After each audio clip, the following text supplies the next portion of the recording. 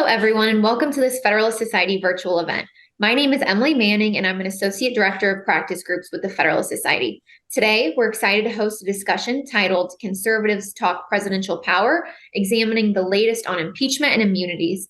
We're joined today by John G. Malcolm, Vice President for the Institute for Constitutional Government and Director of the Meese Center for Legal and Judicial Studies and Senior Legal Fellow at the Heritage Foundation, and Professor John C. Yoo, Emanuel S. Heller Professor of Law at the University of California at Berkeley, non-resident senior fellow at the American Enterprise Institute, and visiting fellow at the Hoover Institution. If you'd like to learn more about today's speakers, their full bios can be viewed on our website, fedsoc.org. After our speakers give their opening remarks, we will turn to you, the audience, for questions.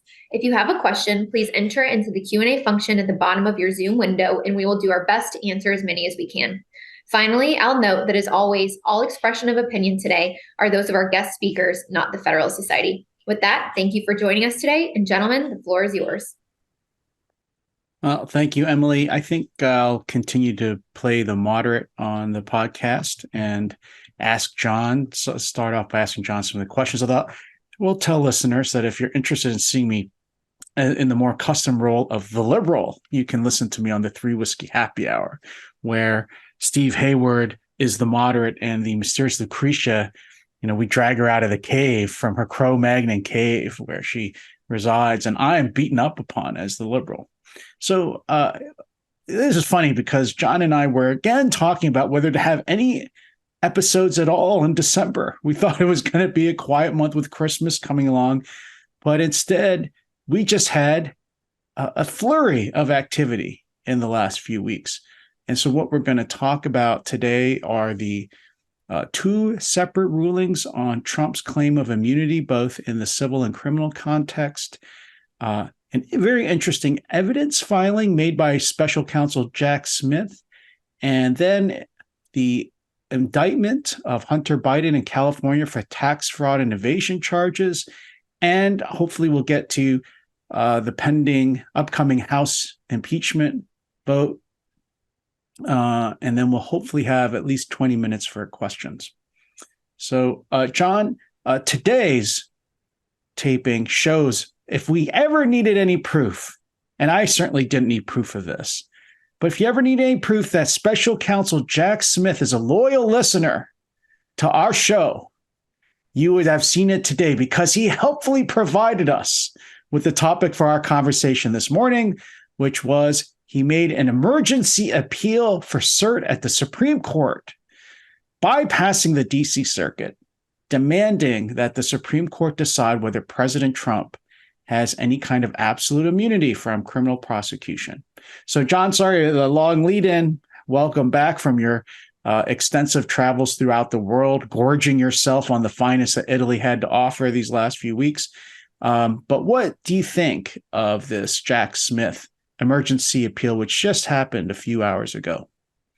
I'm actually not surprised. At the same time, as he filed for a petition for a writ of certiorari before judgment in the Supreme Court, he's also filed in the D.C. Circuit a motion for expedited consideration of the pending appeal if the Supreme Court denies that petition for cert pending judgment. So the backup to this is that Tanya Chutkin, the district court judge, issued an extensive order denying President Trump's motion to dismiss the indictment, claiming presidential immunity. And it's a very, very extensive order.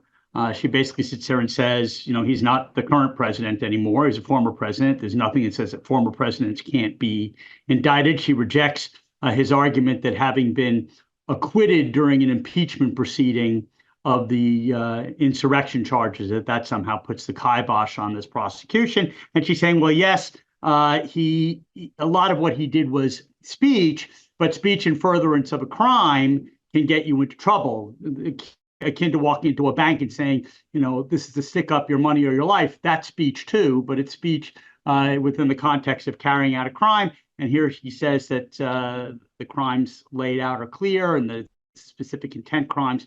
And so the fact that he implemented this crime or carried out this crime through speech doesn't in some way protect him.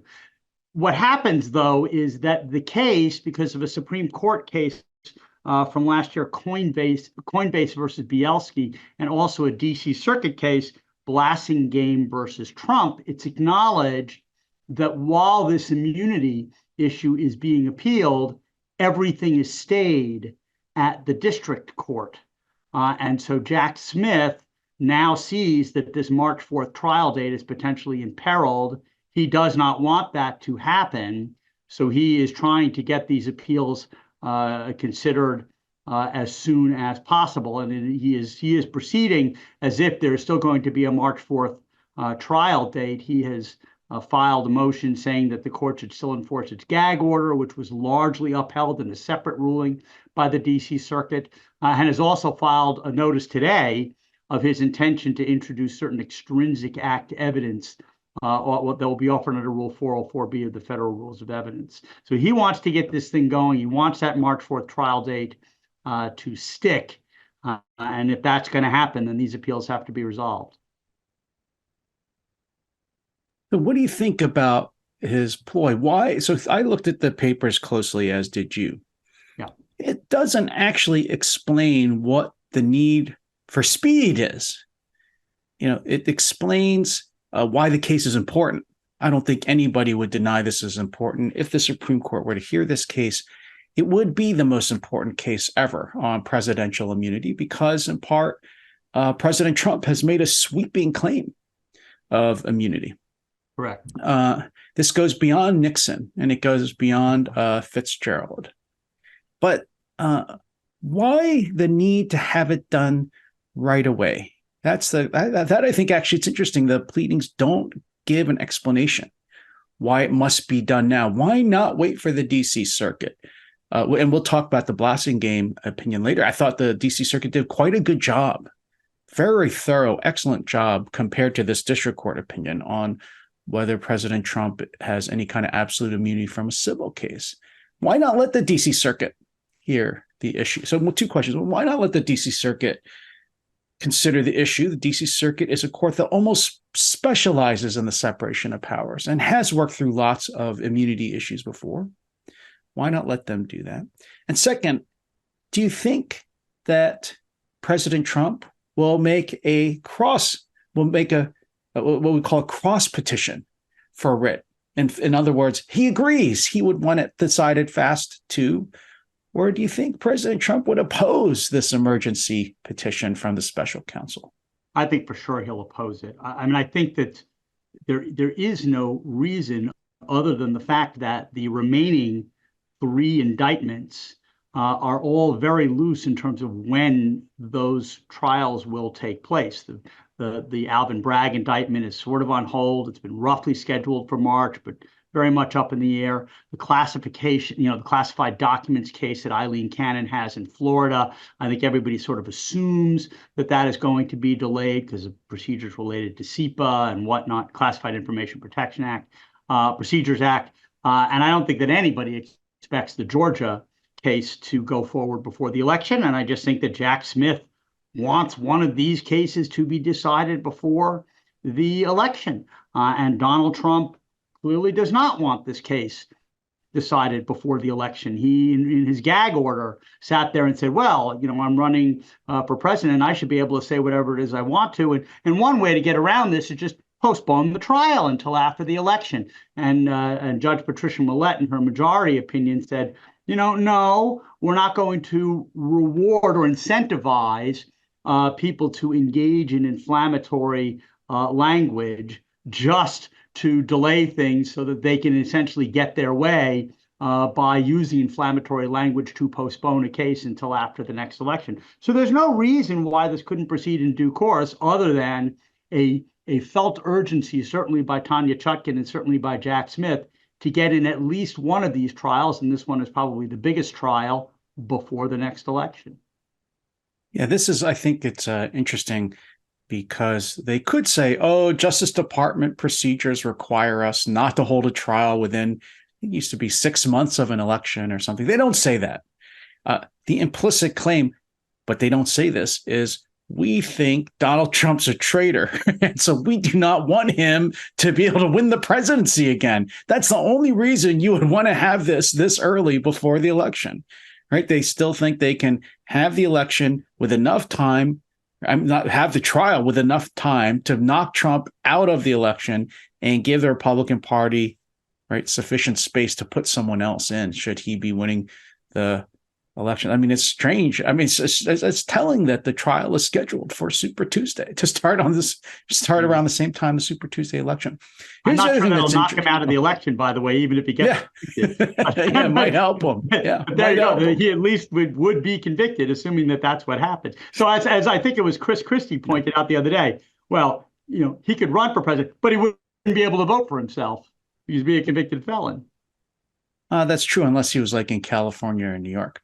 So, so here's the other interesting thing. If you look at the briefing, the special counsel, and actually, if you look at the papers, he's brought on one of the top Supreme Court deputy solicitor generals, Michael Dreeben, on board his team, who has an intimate knowledge of the workings of the Supreme Court. And they make a big deal of the fact that this is the exact procedure that was used in U.S. versus Nixon, the Watergate tapes case. So I went back and looked at the dates. So it's interesting. In the Watergate tapes case, you may recall the special prosecutor filed for a subpoena, which was issued by the court for President Nixon to turn over the Watergate tapes. The D.C. District Court in that case issued an opinion denying the quashing of that subpoena on May 31st. Oh, no, I'm sorry. May 1974, I think May 21st, 1974. I'm sorry, May 20th, 1974. The president appealed to the DC Circuit 4 days later, May 24th, 1974. And then the special counsel then, like the special counsel now, was the one who went directly to the Supreme Court, filed for a petition on May 24th, also at the Supreme Court directly under the same exact provision that Jack Smith is using. The court granted cert, heard argument on July 8th, so 2 months after the filing of the petition, and issued the decision on July 24th. Wow. That's remarkable. 16 days after oral argument, the court issued the decision. Now, this is, I am a Watergate junkie, and of course I teach presidential practice. This is very interesting to me, which is how is the Supreme Court able to hear oral argument, issue the opinion so quickly without the benefit, with rushed briefing? This really was a first of its kind case without any kind of discussion of the issue by the lower court, which can really help the Supreme Court. But it also suggests that, if he should, suppose Smith should win on this. By the way, it took the court only, looks like a week to decide to grant cert. So that could mean that we're going to be back here on next Monday. We could be here next Monday talking about the cert grant, but that would mean that you could have an opinion come out like the end of February. It would have to be right before the trial could start. If you went as fast as Nixon, you still wouldn't get an opinion out from the Supreme Court on this absolute immunity claim until right before the trial date. I don't see, since you said, John, the trial proceedings are stayed now, how could they get their trial up and running just a week or two after they hear from the Supreme Court, in U.S. versus Trump on whether there's immunity or not? Well, I don't know exactly how it would go, other than to say that a lot of the discovery has been turned over to former President Trump. So it's mostly pretrial motions that we're talking about. Jack Smith, as I said, has just filed a pretrial motion. And the Supreme Court can, not that it does it very often, but it can act unbelievably quickly. They did that in the Pentagon Papers case. Certainly the Bush v. Gore litigation led to some, rather hastily issued decisions after, emergency petitions and sometimes got oral argument, sometimes didn't get oral argument. I mean, really, it's just going to be a question about whether the Supreme Court sees the public necessity to act now and immediately in the same way that they did during the Pentagon Papers case and the Bush v. Gore litigation. And that's certainly what Jack Smith is trying to create, is the sense that the public's interest really is in getting this thing moving. I don't know whether the court's going to be as convinced by that or whether the DC Circuit will be as convinced by that. Well, let me also make a comment because you already ably described what Judge Chutkan held in her the substantive decision that's on appeal. I think part of the problem to me is that President Trump's claim of immunity was too broad. He made two interlocking arguments. One was that the president could not be criminally prosecuted for any presidential actions that were even at what he called the outer limits of the executive power. Didn't really, I think, strongly address the claim, which is also raised in the Blassingame case, that what President Trump was doing here was campaign related. And it's almost, if you look at the Blassingame case, we'll talk about it in a minute, the court almost says, by definition, it might be hard to show when a president is acting as president or he's acting as a private citizen, but it's almost clear that the one time we know he's acting as a private citizen is in campaign reelection activity.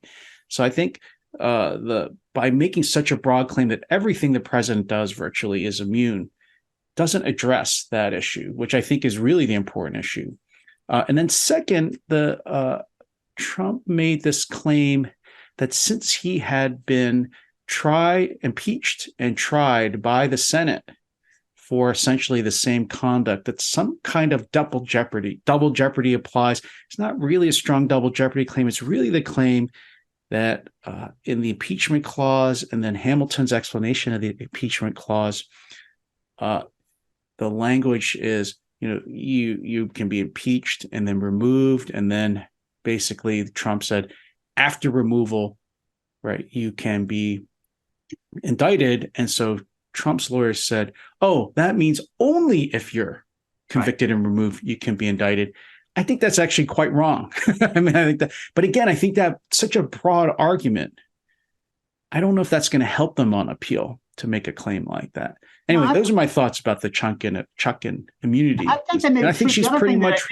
I'm sorry. Go ahead. Go ahead. Well, I was going to say, actually, we ought to say that the Supreme Court actually has not ruled directly on whether a president has immunity from criminal prosecution by his or her successor. It's never come up before because no president has ever been indicted before. I do think that Chutkan's decision sits within the inferences you would make from existing case law. Clinton versus Jones, Nixon versus Fitzgerald, U.S. versus Nixon, all seem to suggest that the president doesn't have immunity from criminal prosecution, but the court never has clearly said so. So go ahead, John. No, I think that's true. I mean, the one thing I was going to, she points out, why would Ford have to have pardoned Nixon if Nixon had never been impeached and removed, then couldn't be criminally prosecuted. So it's very interesting. Because you talked about the outer reaches of what a president can do. There's this line of cases with respect to civil lawsuits that can be filed against a president in which the courts have said, look, if this is within the outer reaches of what presidents do, they are immune from civil liability. And she goes to great pains to say, well, that may be all well and good with respect to civil liability, but criminal, crimes are something different. They are, you have to get a grand jury to indict you. There are intent requirements. You have all the due process protections in a criminal trial. The rule of law interests are much higher when it comes to criminal cases. And then maybe it's a good thing that presidents second guess themselves before acting when what they are purporting to want to do is arguably or clearly of a criminal nature. So they did a lot of, the president made a lot of citations in his briefs to all of these civil cases in which they said presidents are immune based on anything within the outer periphery of their executive authorities. But Chutkan sits there and says, well, the rules are a little bit different when it comes to a criminal indictment. Yeah, looking at the set of precedents out there, it would almost make no sense to have a Fitzgerald case if a president was already immune from criminal prosecution. Then it would have been easy to say, well, presidents are immune from criminal prosecution, and then would make total sense for them to be immune from civil prosecution. That's not the way Fitzgerald's written. U.S. versus Nixon itself may not make much sense. Right? Why go all the Supreme Court to figure out whether the president is subject to a criminal subpoena as an unindicted co-conspirator if he can't be prosecuted and then even Clinton versus Jones has that suggestion to it because it rejects this idea of this functional claim, which Judge Chutkan talks about a great deal, which I don't particularly like. I don't think it really should make the difference, but that is the way the Nixon and Clinton versus Jones cases proceed, which is this idea, we should ask how much does this intrude on the president's ability to do their job, which suggests if it intrudes a little too much, then we would stop the prosecution. But if it intrudes just a little bit, we won't stop the prosecution. These balancing tests, I think, just cede too much power to the individual trial judges and to me are not consistent with how the Constitution should work when it comes to presidential you do have those OLC opinions that say that a sitting president can't be criminally indicted. So then presumably whether it's a big intrusion or a little intrusion, it doesn't really matter. And here he's a former president. The wrinkle, of course, is that he's not just a former president. He's current front runner for the Republican nominee. Yeah, which goes not much discussed in the opinions or in the cert petition. Exactly right. I mean, that's really why it's important. The other thing I think Judge Chutkan is quite wrong about is her claim, if it's former presidents who are prosecuted, not sitting presidents, won't have any effect on the presidency. Right. Well, of course, sitting presidents after this all happens are going to now worry about whether they are going to be prosecuted. And I think it actually would be quite harmful to presidential power because, one, presidents often push their power during emergencies. But two, if you look at this prosecution, these are all these are all, I would say, creative interpretations of the criminal law. To charge a former president with, obstructing Congress, defrauding the United States. These are, they didn't charge him with insurrection or sedition. So I think these are given. So one last point. This may be the only time we'll have another case like this, because if this goes forward, if the special counsel prevails, what'll happen? What's the incentive for the future? Every president will pardon themselves for everything they did on their last day in office, right? And that will cure the problem. I mean, there would be political reasons not to pardon yourself. But after this, say President Trump in his second term could be on the last day. I'm pardoning myself because I can't tell what I'm going to be prosecuted for because last time they went after me with these criminal charges that have never been brought or interpreted this way before. So I agree with you that I think that Judge Chutkan really did give short shrift to the argument about the potential chilling effect that this will have on future presidents and people who advise him. I mean, her entire thing was premised on the indictment's allegations that he knew that this was all a lie from the very beginning, and that everything that he did it wasn't a good faith argument that election laws were being violated or that that he knew that these were all lies. And actually, you say, well, he wasn't indicted for participating in an insurrection, and that is true. But in this latest filing by Jack Smith, in which he talks about the extrinsic act evidence that he wants to admit, he's going to come close to trying to prove that.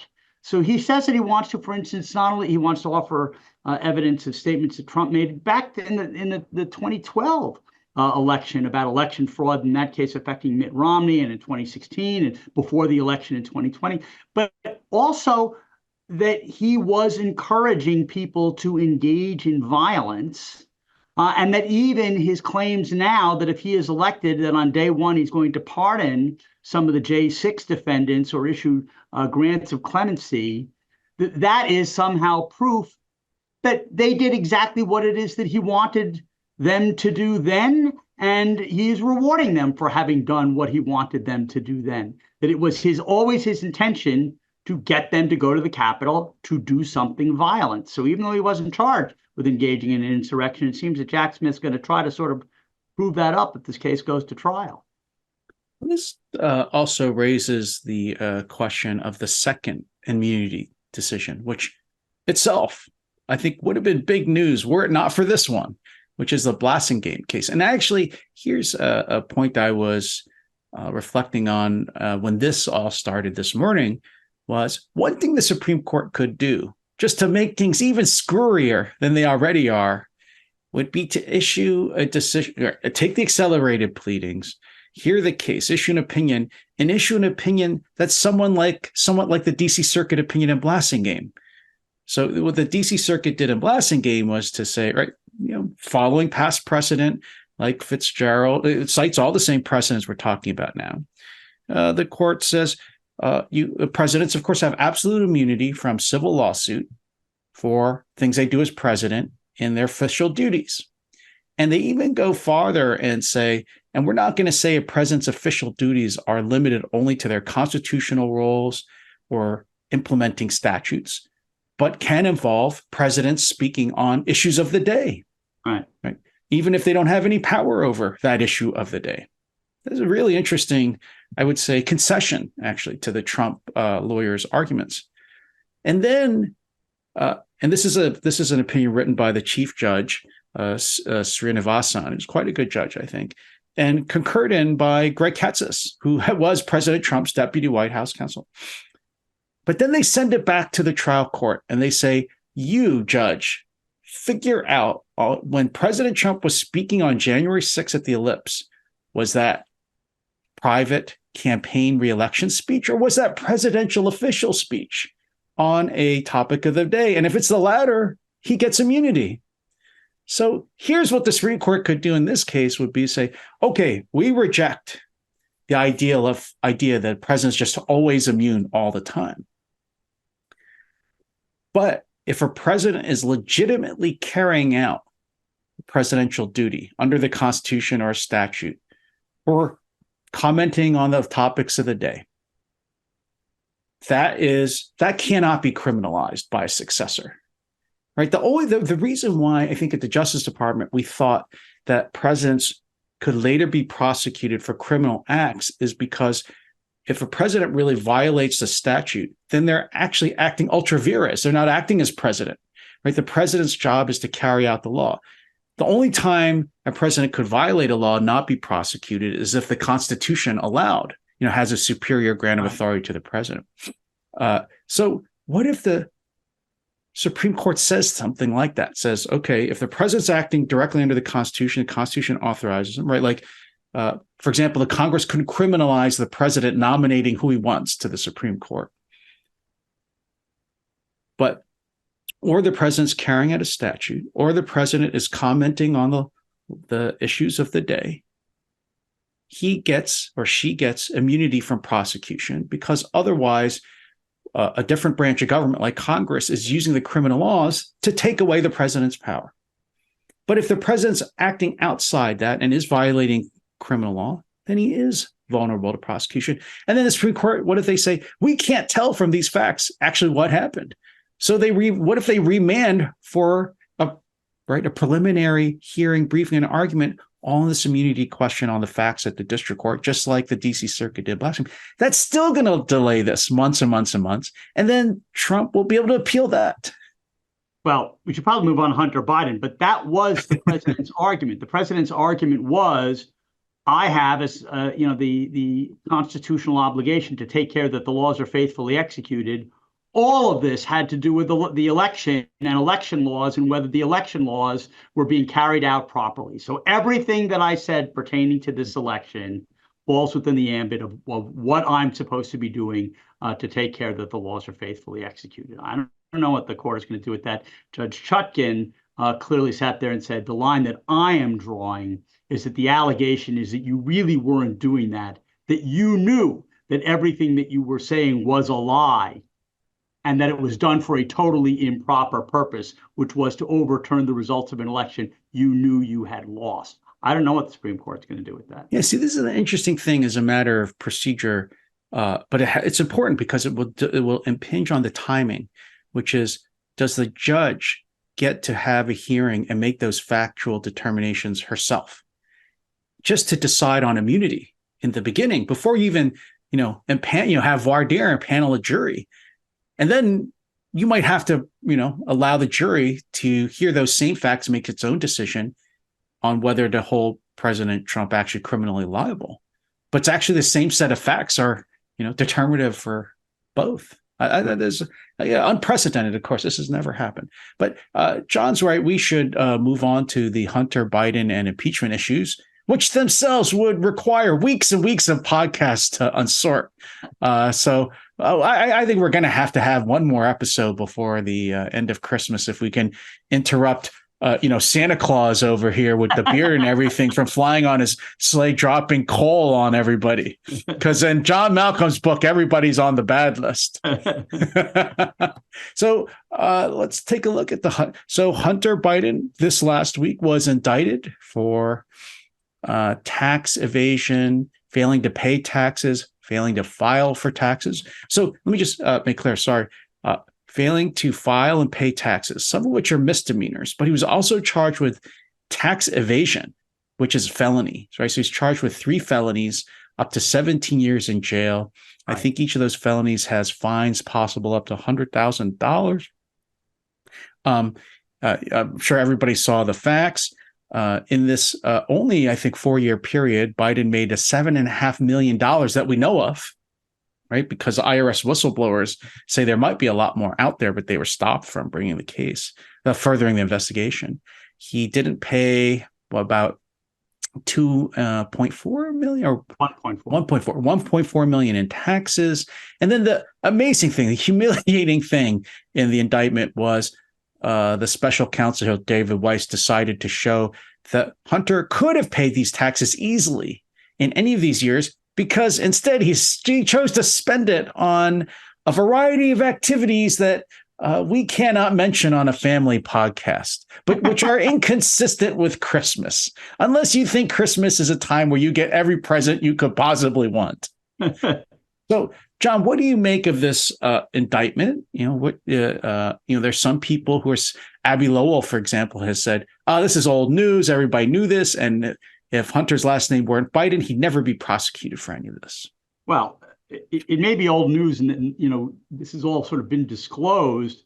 But the claim that if he weren't Hunter Biden, that no one would have paid any attention to this, I think is just wrong. I mean, I think the biggest thing was that he was going to be offered an opportunity to plead to 2 misdemeanors for all this tax stuff, and the gun charge was going to go away completely. Had he not been named Hunter Biden, there's no way I think that plea deal would have been offered. So there was a lot to say about this. I mean, it was very tawdry. There were quotes from Hunter Biden's book, which I think is called Beautiful Things, in which he says that he was, instead of paying his taxes, he was claiming expenses and paying an entourage of, quote, thieves, junkies, petty dealers, over-the-hill strippers, con artists, and assorted hangers-on.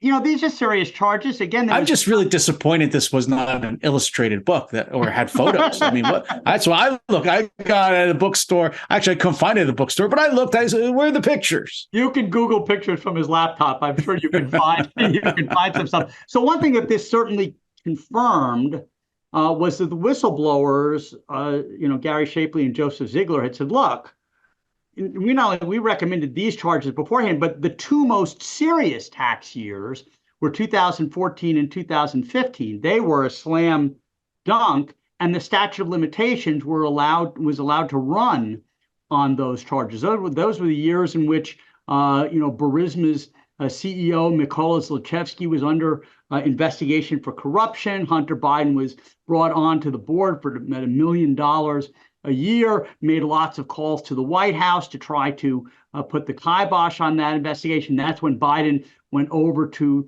Ukraine and demanded that Viktor Shokin, the top prosecutor, be fired, and Viktor Shokin was fired. All of that now is not going to be part of this criminal case, so that confirmed that.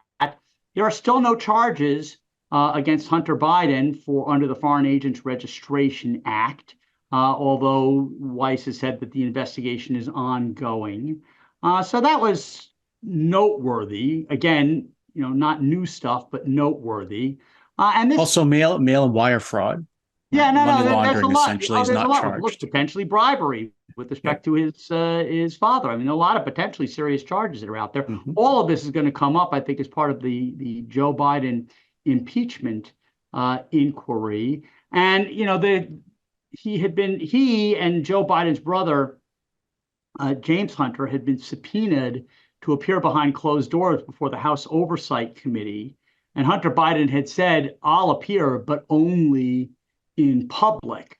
That says to me that he wanted to turn a public hearing into some kind of a spectacle to try to defend his father. I don't know what he's going to do now. Any other normal person would actually appear before this committee. They would either risk being held in contempt or they would appear before the committee and take the fifth. I don't know whether Hunter Biden is going to do that because the White House knows that Hunter Biden appearing before these committees, either in public or behind closed doors, and taking the fifth when he's asked about payments to his dad and what his dad did for him and payments to other members of the Biden family. And, the fact that Hunter Biden didn't do anything other than, quote unquote, sell the brand. That's a bad look for this White House. So I'm not quite sure what he's going to do. At the moment, he's doing podcasts in which he's saying that the Republicans are just out to bring down the president and they're very, very sick people, using language that actually, Donald Trump tends to use. It's very sad. These are very sick people, that sort of thing. But they're serious charges. I expect there'll be fairer charges eventually brought. Again, David Weiss does not appear to be moving at a very, very fast pace.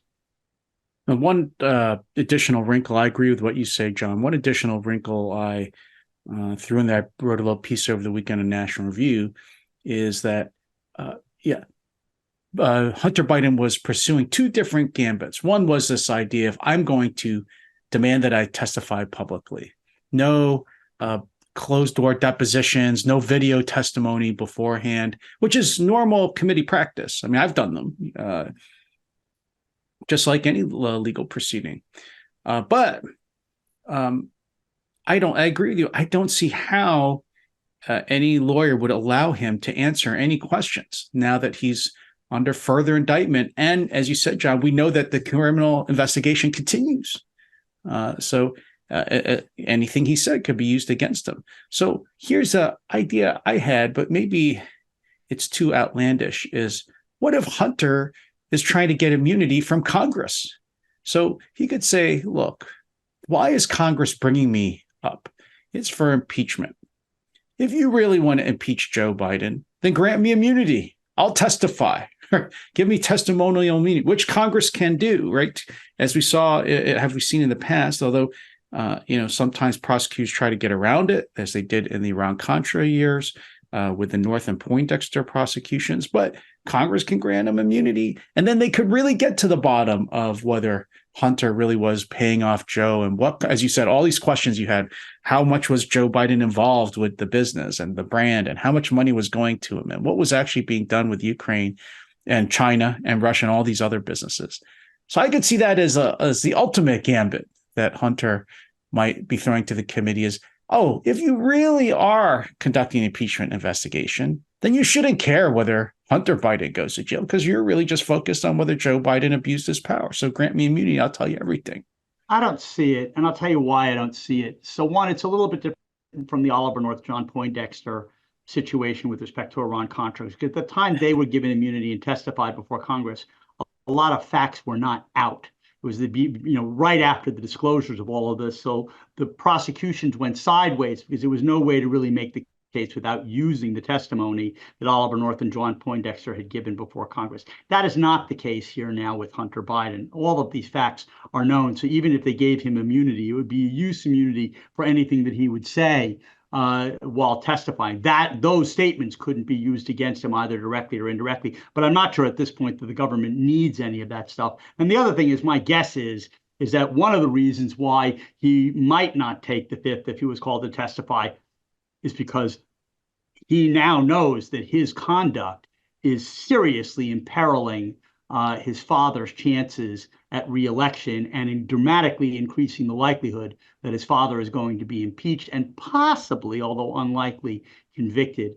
And I suspect that Hunter Biden at this point sits here and says, well, if I've got to go down with the ship, I'll go down with the ship, but I'll do it to protect my father. So even if he was given immunity, I don't think it would make a difference in terms of his prosecutions. And even then, I doubt that he would cooperate. And if he did say something, he'd probably perjure himself and subject himself to even greater prosecution.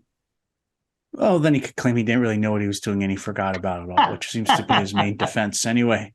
So here's you mentioned it. I mentioned it. Let's maybe close up with this point about the House is going to vote in the next week, apparently, maybe next week, but in this upcoming weeks, on whether to formally initiate an impeachment investigation into Joe Biden. You're there in Washington, D.C. Does the new speaker have the votes? They just kicked out one of the members that make up their bare majority, George Santos. It would have been interesting to see how Santos voted. And then you have Kevin McCarthy says he's going to leave Congress by the end of the year. I mean, the majority is getting smaller and smaller. Do you think that Speaker Johnson has the votes to carry off an impeachment investigation? Particularly, I think I can't remember. Is there at least a dozen members of the Republican House majority who sit in districts that Biden won? That's a tough vote for them in particular. That is a tough vote for them. But of course, they're not voting on whether to impeach or not at this point. They're just deciding whether to formally march down that road for an inquiry, which makes it a little bit easier for them to enforce their subpoenas. And I think that there's been enough sort of arguments being made that the White House is really stonewalling in terms of turning over documents that I think the votes will be there to announce this impeachment inquiry. The House Oversight Committee and the Judiciary Committee issued a 77-page report pointing out all of the irregularities with respect to the Hunter Biden investigation and making a preliminary case for going after Joe Biden. So I think that the votes that are there, and there's also more material that's coming up. So the National Archives just announced they had previously turned over about 20,000 pages of emails from Joe Biden, including emails in which he was communicating with Hunter and his business associates using aliases. They've just announced that they're going to turn over another 62,000 pages worth of documents. So I think the perception is there that the White House is stonewalling and that by formally launching this impeachment inquiry will make it easier to get the evidence needed to conduct a proper inquiry. So yes, you're right. Kevin McCarthy's leaving, George Santos is out. It's a bare majority, but I think the votes are there. And I don't think they'll take the vote until they're sure they have them. They're going to whip the members to see where they are. Interesting. So charming your naivete in saying, "Oh, you just started an impeachment investigation. That doesn't mean you're going to vote for impeachment." How charming and shocking in your naivete. You're on the naughty list. So, Emily, I think I don't know if we have any questions. I now realize that we didn't say that people should type their questions into the Q&A box or chat box. So I don't know if we have any questions, but people should if they have a moment. And Emily will read the questions to us, and we'll go from there. We have about, I'm sorry for a little long, we have 17 minutes for questions. That's right. So if you have a question, please enter into the Q&A function at the bottom of your screen, and we'll do our best to answer as many as we can. So we'll turn to the first member of our audience. They're asking if we can anticipate the new Hunter Biden indictments impacting his scheduled congressional testimony. Do we expect the testimony to go forth as planned this week? I don't. I mean, he said, really? Yeah, well, I mean, he said he's not going to appear behind closed doors. And Comer has said it's only behind closed doors. We're not going to have a public hearing. You've now had the indictment. So I think what will happen is he will refuse to appear, and then there will be a vote whether or not to try to hold him in contempt. But I could be wrong about that. Look, we didn't play it all out, but John's right. If Hunter really wanted to play hardball, he could refuse to show up, be held in contempt of Congress, although, close vote. And then the contempt of Congress has to be prosecuted by the Justice Department in Washington, in the District of Columbia. And good luck with that. Yeah, you could. Now, that would be an interesting problem for the Justice Department. So the interesting thing is, in the past times where the Justice Department has refused to prosecute contempt of Congress, it has said it was because the House investigation was illegitimate, right? For example, they were going after executive branch officials and trying to override executive privilege. This one doesn't have that flavor to it. There's no constitutional claim that Hunter can make that says that the contempt of Congress should not apply to him. I think it would be a real test for Merrick Garland about whether he's going to go through with prosecuting a contempt of Congress, or he's going to claim, oh, I'm not bringing it because there's some kind of reason, some constitutional or legal reason why Hunter should be immune from contempt of Congress when every other private citizen is not. My guess is he'd point to the current indictment and say, well, he has a clear Fifth Amendment right, and it's not in the public's interest to pursue this. I would have a very hard time imagining this Justice Department pursuing a contempt of Congress prosecution against Hunter Biden, but we'll see. So the next member of our audience is asking that it seems like Trump's legal challenges were initiated by various local state prosecutors. Why do you think we are not seeing state prosecutors bringing charges against the Bidens? Well, so you have two state prosecutors, Fannie Willis and Alvin Bragg, bringing charges against Trump. Foreign Agent Registration Act is a federal statute. Failure to pay income taxes. These are federal income taxes. Those are federal charges. I mean, you could end up having bribery, money laundering charges. Most of them would be for overseas activities. I'm not sure is the answer to that. I'm thinking in part as well, Hunter Biden has been living in Delaware and in California, which are very blue states. And I have a hard time imagining the district attorneys in those states pursuing Hunter Biden, particularly because the feds are going after him. But, look, as John and I talked about, when you had the local prosecutors going after Donald Trump, we sat there and said, well, I'll bet you in the future there'll be a lot of locally elected DAs in red states and red jurisdictions that might be very interested in things that Joe Biden is doing when he leaves office. I agree with John. I think that if we allow the Manhattan DA and the Fulton County DA to go forward in this way, they are opening up the door to sort of reciprocal prosecution of Democratic politicians. It just occurred to me, one thing that John mentioned, which is quite right, is that the whistleblowers from the IRS have pointed out that the statute of limitations had lapsed on some of the worst tax evasion issues. But that statute of limitations and those federal crimes don't limit what county DAs can look for, right? There are maybe red county DAs out there who can go after the conduct that the federal government is barred from pursuing because of the statute of limitations. And you can also note that this last indictment of Hunter was brought in California, and the DAs in California are elected by county. And the most populous counties are mostly Democrat, but the number of counties, the vast majority of counties in California are Republican. So you could just be in one of those counties just outside LA County, and you might want to bring an investigation and charges because maybe Hunter wired some money through some bank or branches there too. You have who knows? But that's what's being opened up now by allowing these state and local DAs to go after President Trump. So former President Donald Trump was scheduled to testify in court today in his New York civil trial, but decided not to at the last minute. Right. Why do you think there was a sudden change in his plans to testify, and was this choice wise?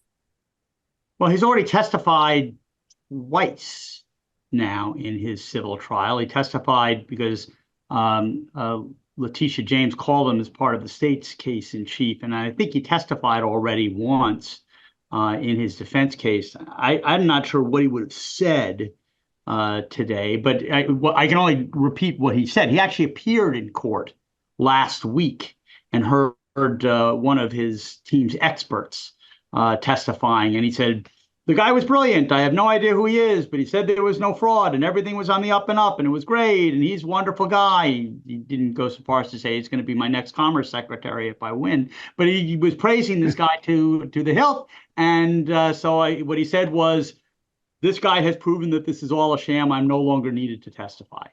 I don't know beyond that. I mean, usually Donald Trump likes testifying because his poll numbers go up, but for whatever reason, he felt this wasn't it wasn't necessary this time around. And that trial is, by the way, now going to wrap. I mean, it's going to wrap very soon. I don't think the outcome is certainly, I mean, the judge in Goron has already determined that Donald Trump and his business has committed fraud. It's now a question of how bad the penalty is going to be, and we'll soon find out.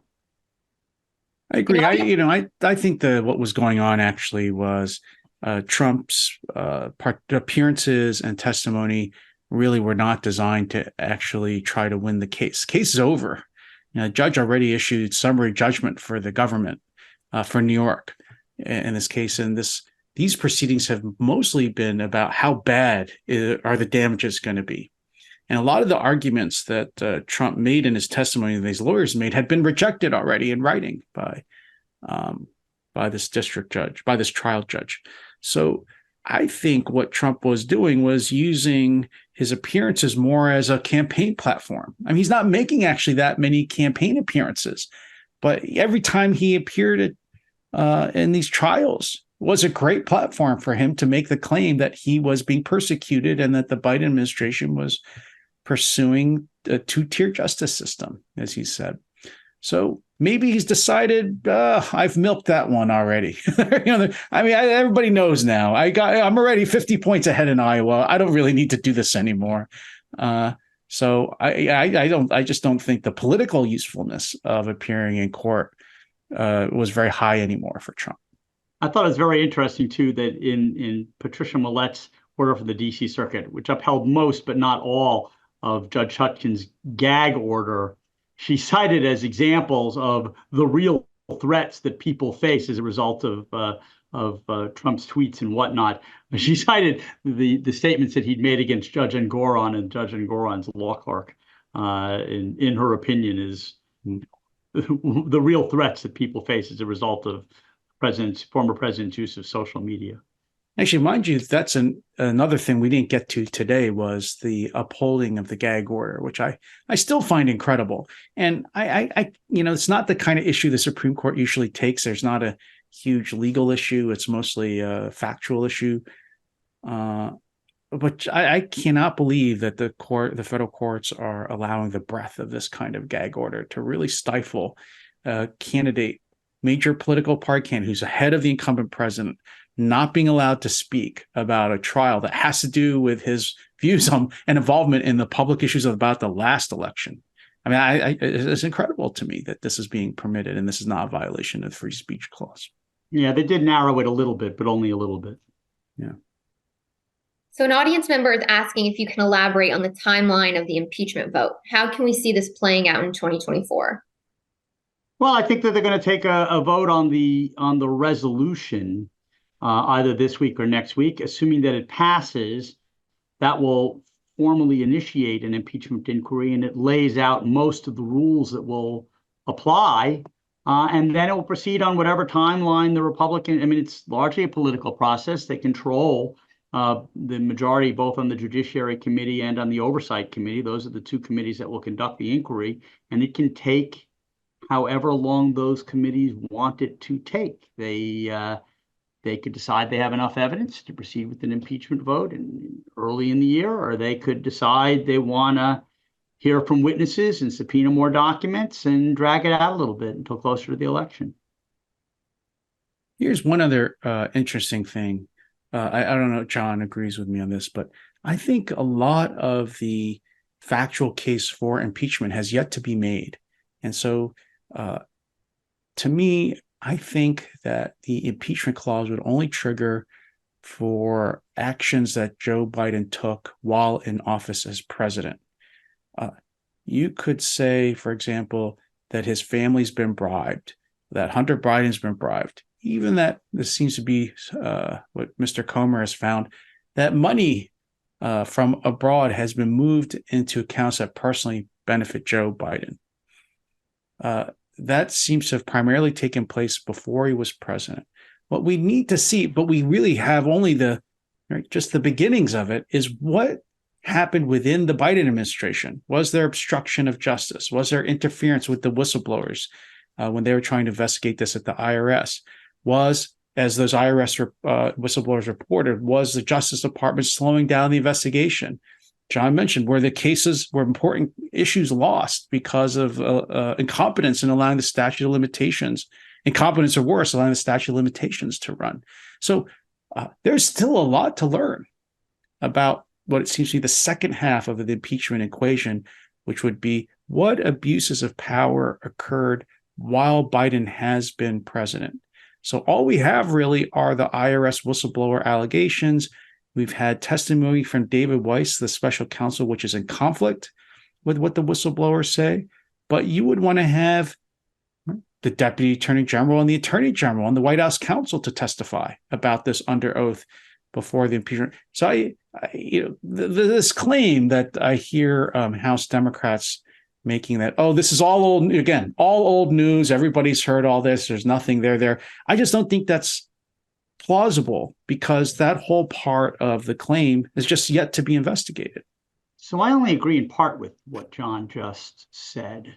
So this 77-page filing that the House Judiciary Committee and the House Oversight Committee just published about all of the irregularities in the Hunter Biden investigation are an early attempt to try to make the case that John just made, which is that there was a lot of obstruction going on and interference from Main Justice, and most likely at the direction of the president, to try to bring this within the current administration. I mean, you've got,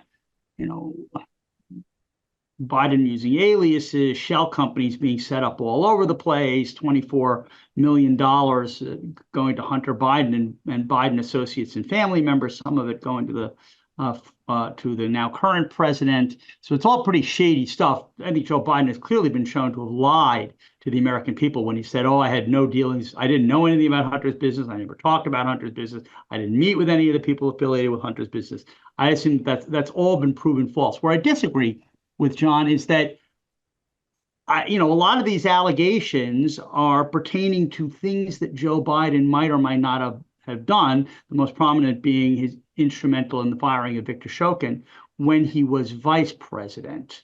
And it may not have benefited him directly in the sense that there may not have been bribes paid directly to Joe Biden, but if he's doing something at the behest of his kids and his kids are being paid handsomely, I think that suffices as a quid pro quo. And I think just as a technical matter, he could be impeached and convicted for official actions that he took prior to becoming president. There's an example of this, which is it was a federal judge who was impeached and convicted named Thomas Porcius. And one of the counts of conviction was that before he became a federal judge, he lied on the background check forms that were used to prior to becoming a federal judge. And that was one of the bases by which he was convicted and thrown out. So I think there needs to be a connection, a federal nexus. I think that if you could tie him to actions that he took while he was vice president, that would probably be good enough. But in terms of the appeal of actually making headway towards trying to get a conviction, I think that John is probably right that the case is made immeasurably stronger if you can tie it to actions that Joe Biden did while he was president. So we have just a couple minutes left, so we have time for one more question. Another case starting this month is the defamation case against Rudy Giuliani for defaming 2 Georgia poll workers in 2020. Will it impact any of these criminal cases? I defer completely to the expert on all things Georgia, John Robert E. Lee Malcolm. Look, that trial, I think, is beginning this week. It's a defamation case. It's based on public statements that Rudy Giuliani made against Ruby Friedman and whoever the other person is. Rudy Giuliani has essentially admitted that those statements were false, but he said, oh, but they weren't defamatory. I didn't do it intentionally to try to hurt people. I just made false statements. I had a good faith basis for making these statements. I don't think it's going to go very far in terms of the civil case, which I think he will lose and end up having a civil judgment against him of several $1 million, although he may be a judgment proof at this point. I'm not sure that it's going to end up having any impact on the pending criminal case against him. All right, we're now at the top of the hour. So on behalf of the Federalist Society, thank you both for joining us for this great discussion today. And we look forward to the next episode in the series. Thank you also to our audience for joining us. We greatly appreciate your participation. Check out our website, fedsoc.org, or follow us on all major social media platforms at FedSoc to stay up to date with announcements and upcoming webinars. Thank you once more for tuning in, and we are adjourned.